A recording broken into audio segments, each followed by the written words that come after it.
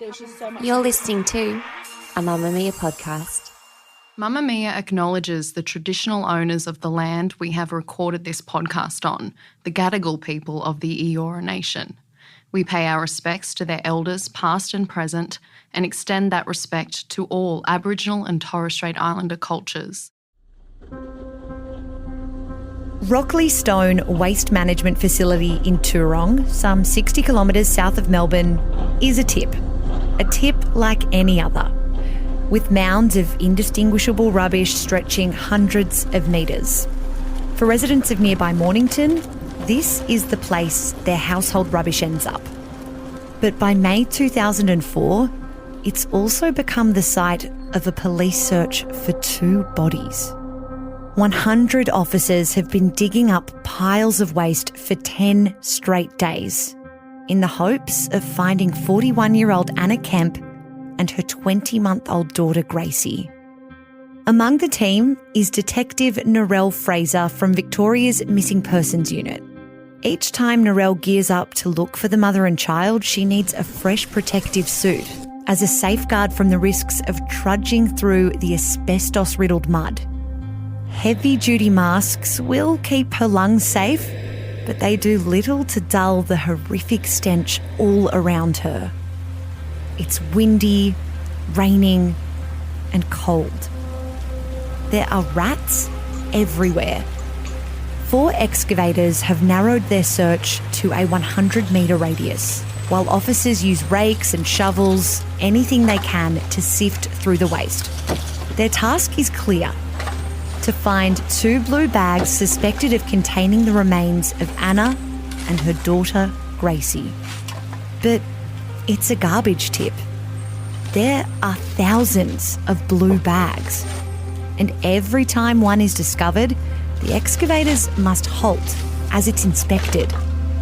As this stop-start effort continues into its 11th day, the team are told they've got one last chance to find the pair. The relentless search is taking a toll, costing some $500,000 a day, as officers volunteer their days off and spare time to join the effort. Narelle Fraser has been wading through metres of waste and mud for over a week, and she never wants to see another blue bag again, until she spies one that doesn't seem right. Narelle opens the bag and discovers the evidence they've been searching so tirelessly for. I screamed at the top of my voice. It's the remains of Anna Kemp, bagged up and thrown out with the trash by the father of her unborn child.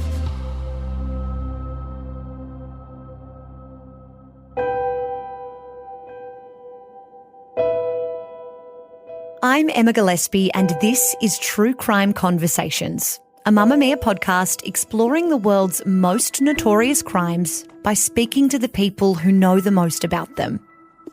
Today's episode is about one of Victoria's most disturbing cases of familicide. The death of Anna Kemp and her daughter Gracie at the hands of John Sharpe, the husband and father whose crimes would see him branded the Mornington Monster. It's a crime that many Australians would remember, due in most part to a televised address in 2004. As John Sharpe pled for the return of his missing wife and young daughter, he instead ignited suspicion and scepticism, setting the public's imagination wild. The Sharpe family murders is a case today's guest will never forget. Narelle Fraser is a former Victorian police officer whose discoveries were instrumental in solving this case and bringing the Mornington Monster to justice. Her podcast, Narelle Fraser Interviews, examines the human side of the impact of crime, and she joins me now to discuss this shocking case and her role in finding out what happened to Anna and Gracie. And just a heads up before we start, this episode contains descriptions of extreme domestic violence. Listener discretion is advised. How did Anna meet John? They met at the Commonwealth Bank. They were, colleagues at the bank. And I think they got together, fairly sort of quickly after meeting. Anna was from New Zealand. She'd come over from New Zealand, came from a, loving sort of mum and dad and brothers. And, she came over here, met John, got married, and they moved into a place in Mornington. And then little Gracie was born 2002, something like that. Was it a happy marriage? What do we know about their relationship leading up to the birth of Gracie up to the point of March 2004?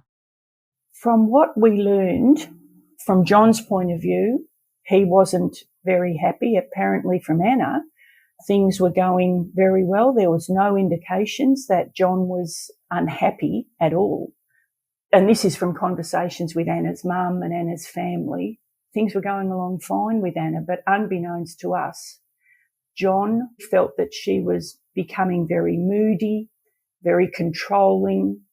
But again, Anna had no idea. And in fact, Anna was pregnant with their second child when she was actually murdered in March 2004. And I think she was about 20 weeks, something like that. So, according to Anna, everything was fine, but John had other ideas. What was Anna's reaction, do we know, to the news that she was pregnant for a second time compared to John's? Were there contrasting attitudes towards bringing another child into their family? Looking back, you'd have to say yes, but at the time, Anna, she was thrilled with her husband that she loves. Everything's going along fine.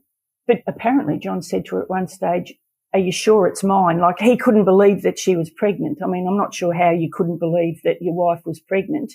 However, he was very surprised. Apparently he was very unhappy with the second child. And maybe that was the catalyst for him doing what he ultimately did. I don't know. Do we know much about Anna and John as parents? What was their relationship like with Gracie? It was very, very tense because little Gracie, when she was born, she had, I think it's referred to as hip dysplasia. And so what happened was, from virtually the moment she was born, she was put into a brace.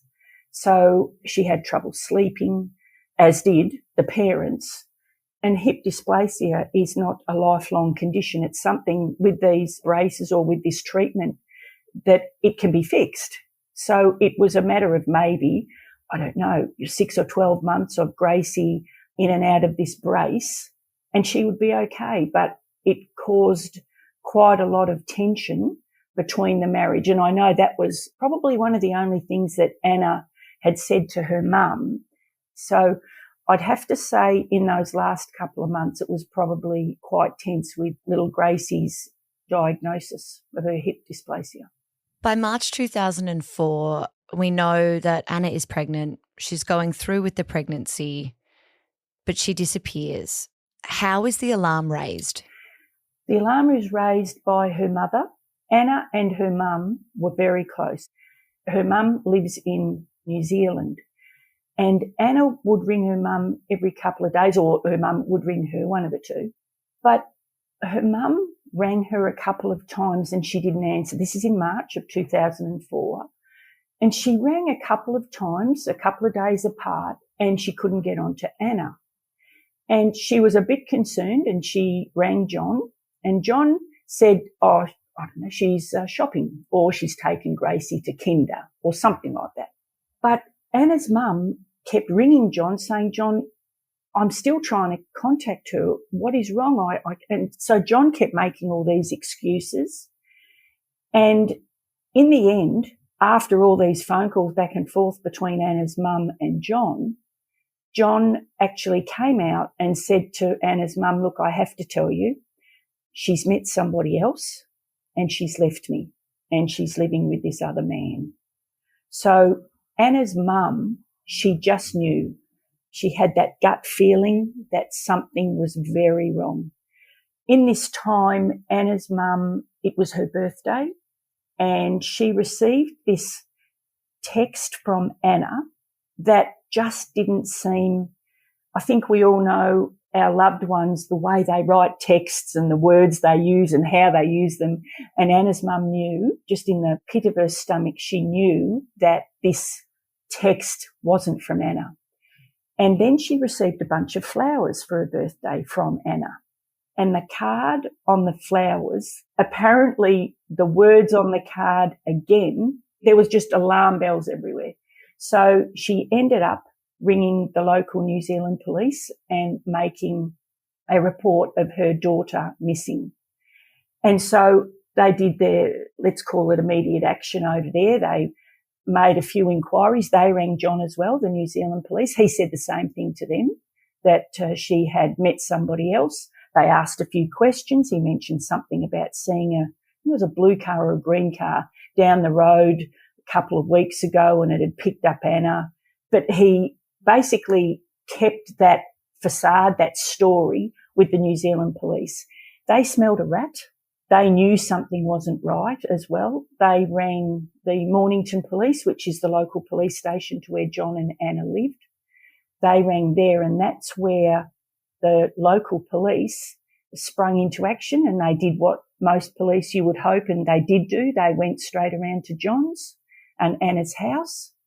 John asked them in. He was very obliging. They sat at the kitchen table. He was very upset, the fact that his wife had left him for somebody else. They had a cursory look around, and they left. But apparently when they left the house, this is the Mornington Police, they also smelled a rat. Isn't it funny about that gut instinct again? They just didn't feel right. And I think, if my memory serves me correctly, they rang the missing persons unit where I was. They rang almost immediately. They walked out the door of John Sharpe's house to say, there's something not right here. We've just been around. So we had a look at the job, or our analyst at Missing Persons had a look at the job, just a quick cursory look, had a quick look to see if we could find anything to suggest that Anna was missing, as in phone records, banking records, all that sort of thing. And just on the initial search our analyst did, Anna was still alive and well. So our boss, obviously, at Missing Persons Unit had a look at it, and we all sort of sat around, had a quick look, had a quick discussion, a quick briefing, and our boss, he picked out who was on their way down to Mornington. So I think it was actually that night or the following morning, but it was hours after Mornington had been around to John's that we actually went down to Mornington and started the investigation. Was an affair a believable idea at the time for John to tell the loved ones of Anna that she had hightailed it out of town with some other guy? What kind of a person do we know that she was? Kind of a mother, kind of a wife. Does any of that align with that idea that she might have done that? No. I mean, certainly from an investigator's point of view, you would certainly have to factor that into, like your avenues of inquiry and what could have happened. You would never, ever discount that. But, from her family, I think the fact that she was, apart from a little bit of tension about Gracie's hip dysplasia, I think the family couldn't believe that she'd had an affair, because she's, 20 weeks pregnant with their second child. I don't think there was anybody that believed John, but also I don't think anybody could go that next step and believe, well, if she hasn't had an affair, where is she? And that, he had done what he'd done. You just couldn't fathom that. But yeah, as an investigator, completely different. We have to consider that. And I think you wouldn't be doing your job if you didn't. You have to have a very, very open mind and consider all possibilities. Where was Gracie supposed to be at this time? What was John saying about her? John apparently had Gracie for a couple of days, and then Anna this is his story, that she was missing her mum and that she needed to be with her mum. So Anna had come and got her, and that Gracie was actually staying with Anna and the new boyfriend, or the new partner. And John also said that they had been back to the house at Mornington a couple of times. This is Anna. and little Gracie because Gracie didn't have a cot in her new house. And so they took Gracie's cot and a couple of other things that apparently she'd come back for. Yeah, so he had it pretty well planned. As you've mentioned, this was a joint effort between the alarm is raised in New Zealand, where Anna's mum is, to Mornington, then to you in missing persons. Yeah. Was that unusual to be working across those different agencies? Did that make things harder? Was there a delay, or was there a lot of cooperation in those early days? Oh, no, I could only praise the way that all the police worked together. Look, when you have concerns for a little girl's safety, I'm not saying that we wouldn't do that if it was an adult, but added into that fact that there was a little girl in the middle of all this, I think that, as I've said before, it just takes it to another level. But I can only commend the way that the New Zealand police responded to the initial complaint by Anna's mum, and then Mornington. They were also very, very cooperative. And in fact, you can't work as a squad like Missing Persons Unit. You just can't work on your own. You need the people on the ground, the people in, say, in this instance, in Mornington. They know the local area. They know the local crooks.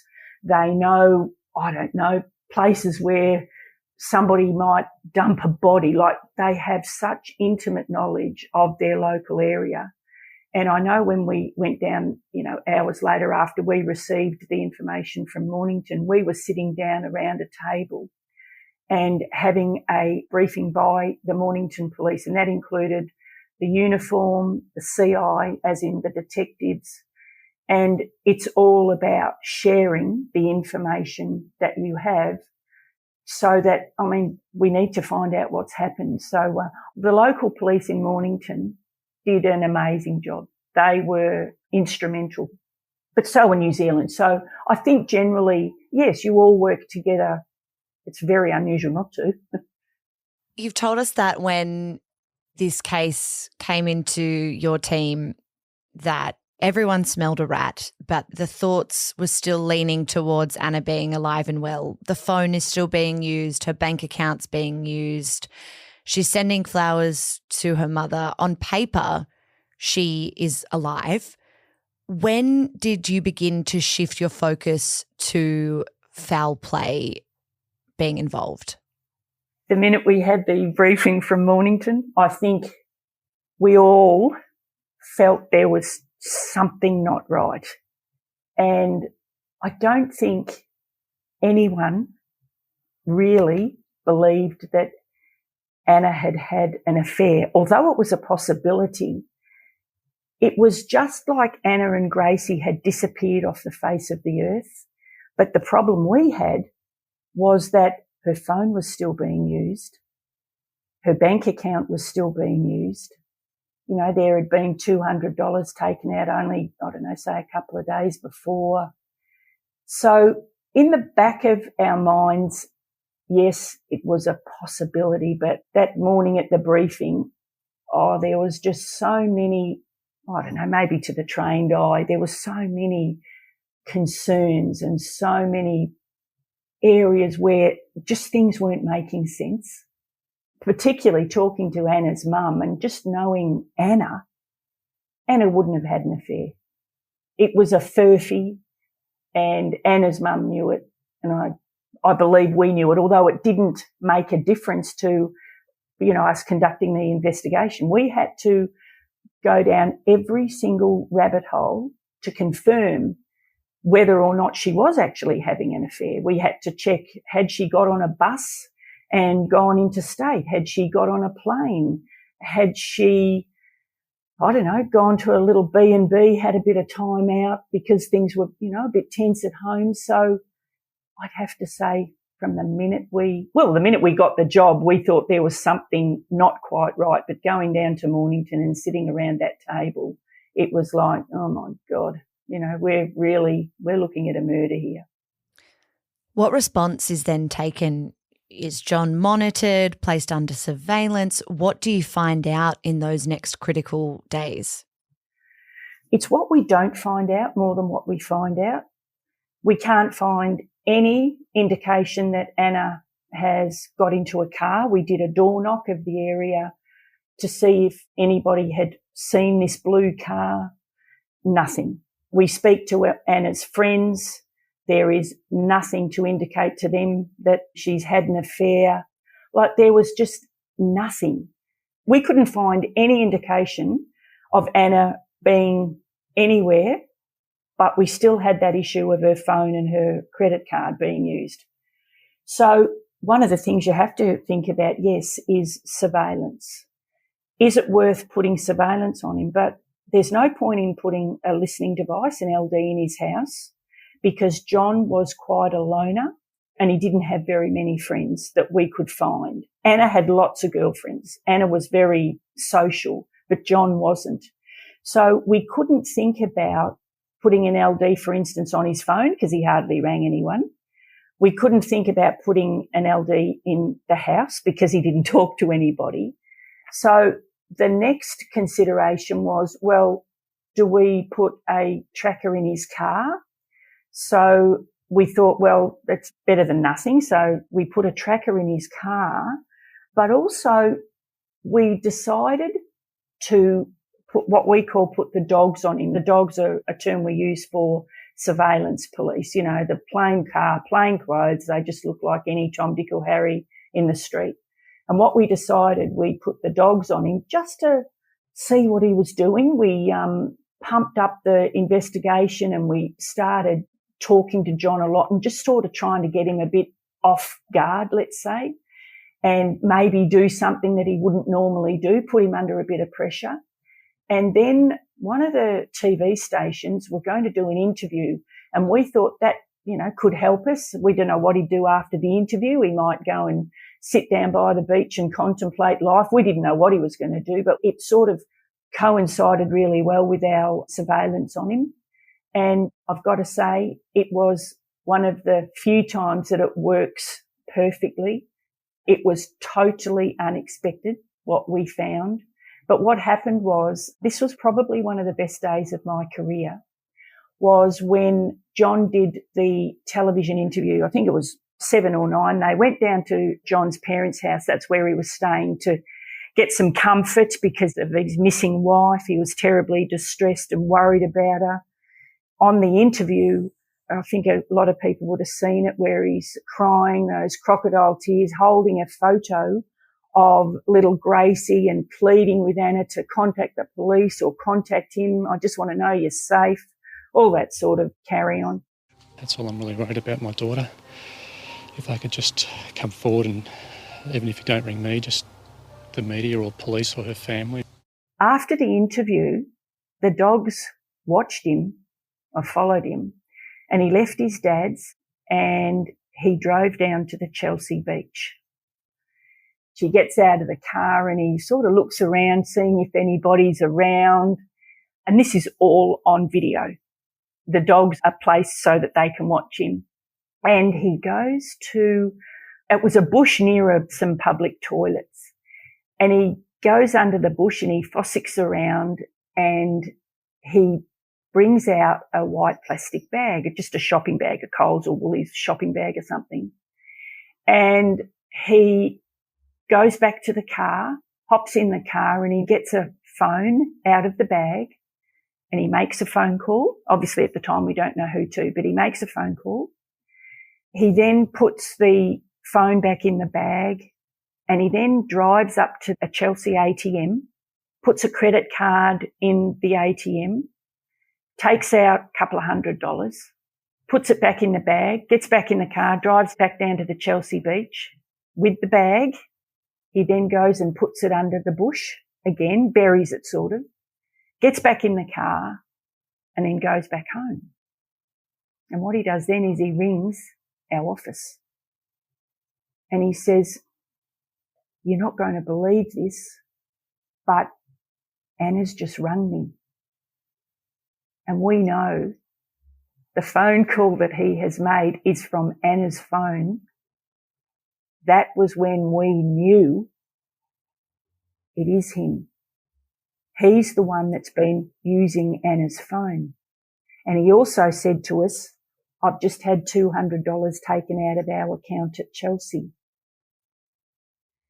And I remember that afternoon, the whole team, it was like we'd won Tats Lotto. And we sort of had, in a way. Isn't that terrible? That sounds wrong. But in one sense, we were elated. But in another sense, it was a sense of dread, because it confirmed to us that he had murdered Anna. But then we thought, could he have murdered Gracie? And that thought was just too hard to even contemplate, to think that a father could actually murder his little girl. So, I mean, it really stepped up then, obviously, the whole investigation. And what we did was, for about at least a couple of days, the dogs kept on him. And this was way out of my, like, these were decisions that were made by, an assistant commissioner in consultation with the missing persons bosses. But it was about when to arrest him, because we had enough to arrest him, but whether to charge him, we just sort of were hoping that he may lead us to the bodies, because that does happen every now and then. And so the dogs kept on him, I think, for a couple of days, and he just, sat at home. So eventually he was arrested and taken back to the missing persons unit. And there was a team of, let's say, 5 or 6 of us, and the 2 men that interviewed John were 2 of the best detectives I have ever worked with, the lovely Keno and Rocky. And at the time when they interviewed John, and this was the initial interview, he'd never been interviewed by the police before. We'd only, got a statement from him and questioned him. But this was a formal interview, and he was under arrest. But Keno and Rocky, they had daughters of their own, the age of Gracie. Like, can you imagine being in that position? You don't know how a human being can do that. Was John surprised that he was a suspect all along? I just want to understand a bit about him emotionally as a person, what was going on in his head that he's sort of portraying this wounded husband and father, but from the very beginning, the day that this came across your desk, he was a suspect. I don't think anybody would know how John felt about anything. He was a closed book. He was very insular. He was, as I said, a loner. I don't think anybody, apart from maybe his parents, really understood anything about how John felt about anything. He was a very, very strange, insular man. And he didn't show any emotion. He showed no personality. I think you could call him inept. You're listening to True Crime Conversations with me, Emma Gillespie. I'm speaking with Narelle Fraser about the murder of Anna Kemp and her daughter Gracie. Going back to that televised address, so many people listening will remember watching John Sharpe on their TVs, beaming into their homes, begging for his wife to reach out. I was a kid at the time, and even I remember watching that and my parents talking about it and their own suspicions. How he presented to police during that time versus that televised address, what was it like for you watching that with your own suspicions? And from a detective, a criminal investigative perspective, what can you tell me about his body language and what that might have revealed? He didn't show any emotion other than these crocodile tears and, where is she and why hasn't she contacted me? That was the persona he portrayed the whole time. And in the interview, number one, I will never forget Rocky and Keno and how they handled themselves. But the interview took a number of turns that not that we weren't expecting, but just to watch that interview and it roll out the way it did. There were so many twists and turns in this investigation that I'd have to say really affected me. And I know it affected others, and maybe they're not as open to admitting it as I am. But when he was interviewed, it's a bit CSI-ish, but we did have the two-way mirror. And so we could watch and listen to the interview, the other detectives who'd been involved in it. But I also remember a number of, really high bosses. Like, I don't think the chief commissioner was there, but I'm pretty sure there was a couple of ACs, assistant commissioners, and definitely inspectors in the crime squads. And they came down and watched the interview. The first interview he did, he just stuck to his guns and said she'd had an affair, and we weren't getting anywhere. So there were some really big decisions made about how we were going to get him to talk, because he certainly wasn't going to talk to anyone, any police person. And decisions were made about bringing in the mum and dad and talking to him. It was a big risk to involve the parents, because we could lose the whole case, because the parents were, basically trying to get John to open up as well and to help us. God love the, Victoria Police, but what they decided was we need to find where the bodies are rather than have a conviction. It's a big decision, isn't it? But it was about closure for Anna's family, because by this stage we knew, obviously it was him. And so, that was a big decision, because we could lose the whole case. But finding Anna and Gracie was more important than any conviction. So we brought the parents in, and the parents were showed a little bit of the video that the dogs had taken, so that they knew that, this is what we know John has done, and this is why we believe he's murdered them. And it worked beautifully. We left him alone with his parents for, maybe an hour.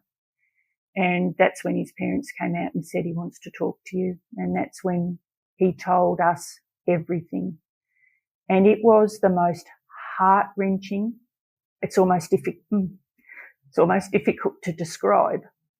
But to hear a man talk about murdering his wife that was 3 months pregnant, that was difficult enough. And he said this with no emotion whatsoever. What he said that with Anna, he'd been practicing with the spear gun in the shed for a couple of months, just getting up the courage, because she was really giving him the shits. And this particular night, he was just fed up with it. She went to bed. He went and got the spear gun, took it upstairs. She was asleep. He shot her in the head, and I think she passed away very quickly. He then buried her in the backyard. And then I think the following day or a couple of days, I'm a little bit hazy here, but at some point he dug her up and cut her up with a chainsaw, put her into a bag, and threw her out in the household rubbish. Like, this is his wife that's pregnant. I mean, to listen to that was difficult enough, but I kept thinking, what is coming next? And he told us about little Gracie. It's the most difficult interview I have ever listened to, because I know that there were, let's say 10 detectives in the room listening to all this. I was holding hands with somebody that was next to me. It was so difficult to listen to. But, Rocky and Keno, they just remained professional. It was just such an important part of the investigation to listen to that and try and not show any emotion. Like how they did that, I don't know. But I remember at one stage there was a break in this interview, and I went into the ladies' toilets, and I remember with another couple of ladies, I just put my head in my hands. I just couldn't listen, but I had to listen. Oh, anyway, we went back and he told us about Gracie. I don't believe that he had actually thought about Gracie. I know that he had thought about what he was going to do with Anna. Like, that was well planned, because he had been to a fishing shop. He'd purchased a spear gun. He'd purchased the spears. He also bought a chainsaw. He knew what he was going to do. But I'm not sure if he'd thought about what he was going to do with Gracie. But anyway, so he's got Gracie for a couple of days, and he starts thinking she really needs to be with her mum. So this particular night, he decides, I'm going to kill her. He goes and has a couple of scotches, and he goes and gets a spear gun, and Gracie's in her cot, and he fires the spear gun into her head, and that killed her. How did John seem detailing this in the interview room? Like he was saying what he'd had for breakfast that morning. That's what I mean. There was just no emotion. And then, as if that's not bad enough, he then puts her in a garbage bag and throws her out in the household rubbish. So obviously, once you hear this extraordinarily disturbing confession, it's worst case scenario, but also, you know, at least then there's a clear path for the investigation. What comes next? How does attention then shift towards finding the bodies? Well, through a series of phone calls and investigations, we find out that the rubbish is picked up from the house. It then goes to somewhere else, and it then goes down to a transfer station. And so we understand that the bodies will be at the transfer station in Toorong. And it was actually a huge operation order to work out where the bodies would be. The equipment was, I think it was costing something like $500,000 a day. It was huge, because we were talking about 4 big, I think they called front end loaders, or a big machine that digs out dirt and all that. I think it's a front end loader. But who would ever think that a tip, a transfer station, would have probably the best record keeping I have ever seen? And what the bosses did was they went down to the Toorong transfer station and they sat down with management of the transfer station, and the transfer station records, it was like a grid. And so they could say, from Prince Street, Mornington, that would have gone, and they could put it in, I don't know, say A29. And so it was still a big area, probably around, I don't know, maybe 100 metres by 100 metres, something like that. But they were able to pretty much establish that that's where they thought the bodies would probably be. And we were searching for 10 days. There was maybe 100 police involved in this search, and it was a huge search. We're looking for 2 blue bags. That was pretty much the description that John had given us, blue bags. So every blue bag that was found, you'd put your hand up, your whole team and the excavator would stop. You'd check to make sure that there was nothing in that bag, and then you'd keep going. So it stopped and started all the time. I never want to see a blue bag again. There were thousands of them. And the noise down there, it was windy, it was raining, it was cold, it was rat infested, it was asbestos ridden, so we had to have all these special suits on. And just one thing, oh my God, to go to the toilet. It was almost worth wetting yourself for because you had to go through the decontamination shower, you know, just to go to the toilet. And then you'd have to put on all this new stuff because of the asbestos. You'd have to put on new suits, new socks, new shoes. Oh my God. Anyway, 10th day, we get told the search is stopping tomorrow. We've given it our best shot and we haven't been able to find them. So the 11th day is the last day. Anyway, about I don't know, mid-morning, 10 o'clock, something like that. I'm down in the depths, and as the excavator brought up a whole lot of rubbish, there was a blue bag in it, and it was just, I'm sorry, but just like any other bag there. So as you do, you stop everything, you go and look at the bag, have a look and make sure. But this bag, I looked in it, I had to scramble up, I don't know, maybe 3 or 4 metres of rubbish to get to the bag.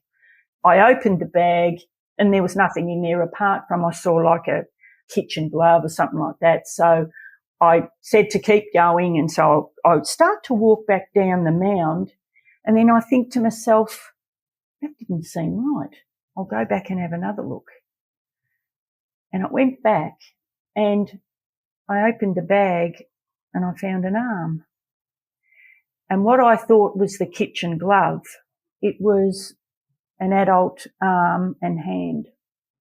And I've thought about that since.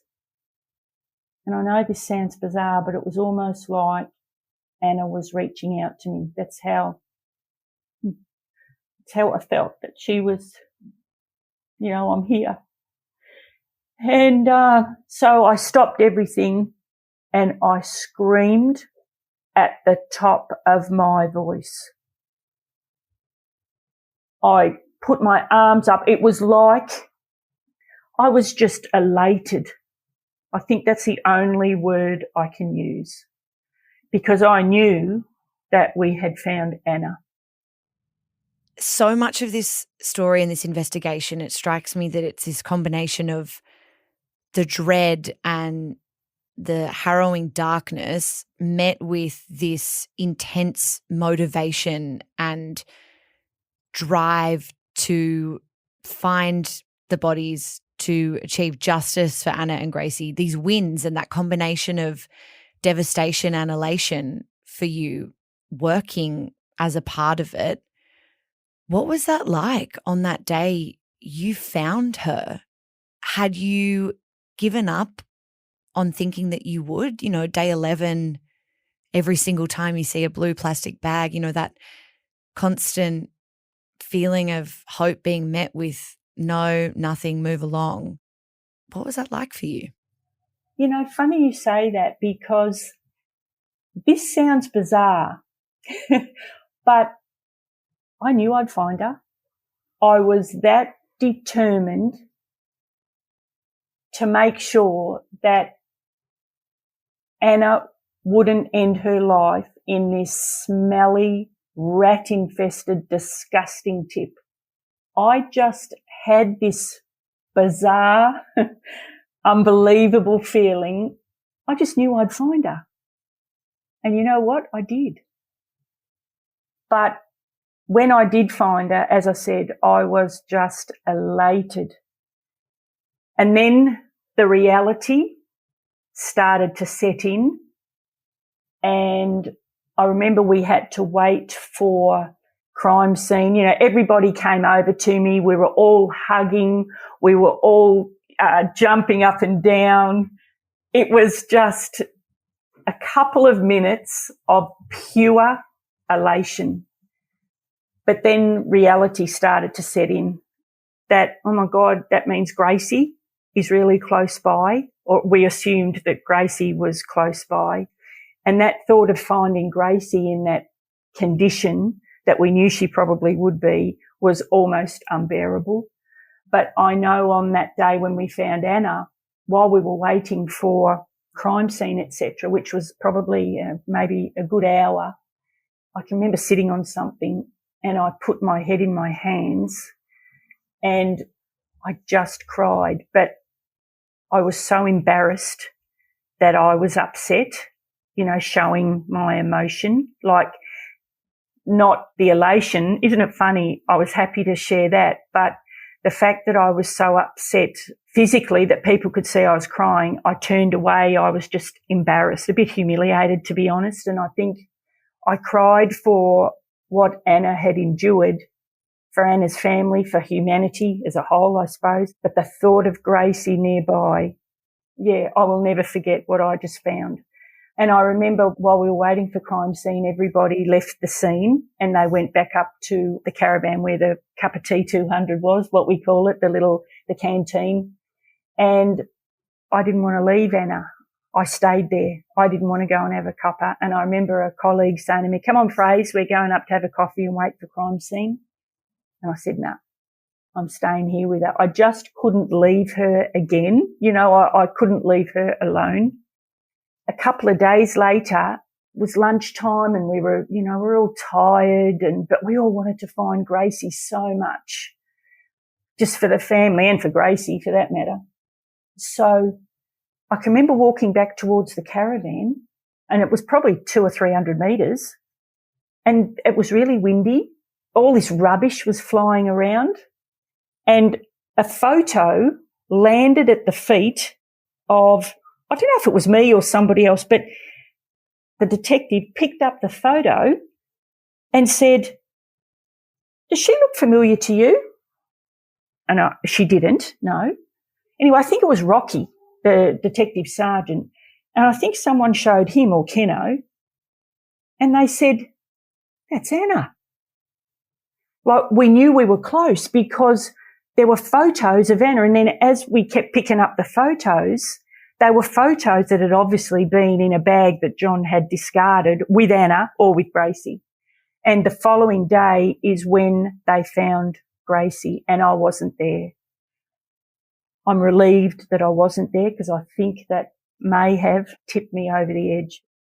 The dedication of everyone involved in this investigation has been well documented and commended, and it saw John sentenced to 2 consecutive terms of life imprisonment in 2005. Why do you think this case resonated with not just investigators, but the community more broadly as well in such a way?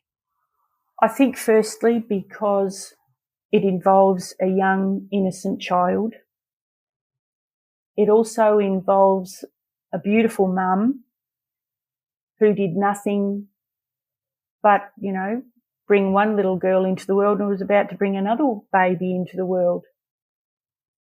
And I don't think any of us can sort of understand how somebody could do that to anyone, let alone their wife and their little baby. I think it's got to be just the innocence was taken away so cruelly, but particularly with little Gracie, like with a little girl. She had nothing to do with it. Like, as I said, I understand John had his issues with Anna. Why doesn't he just walk away? Why would you have to do what he did and not just murder them, like just torture them, really? Yeah, I don't know. I'm sort of at a loss for words.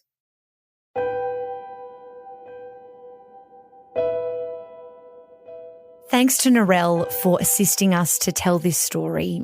And if you'd like to hear more about the cases that Narelle solved, you can find a link to her podcast, Narelle Fraser Interviews, in our show notes. And if you're listening from Melbourne and you'd like to hear Narelle tell her stories firsthand, she's actually got a live show coming up on the 25th of February at the State Library of Victoria. You can find more information about that one in our show notes as well. True Crime Conversations is a Mamamia podcast hosted by me, Emma Gillespie. The executive producer is Gia Moylan with assistant production by Cassie Merritt. Our audio design is by Rhiannon Mooney. If you've enjoyed today's episode, we would love it if you could leave us a review in whichever podcast app you're listening to right now. It helps other true crime fans find our content and it helps us to keep making the episodes that you get to enjoy every week. Thank you so much for listening. I'll be back next week with another true crime conversation.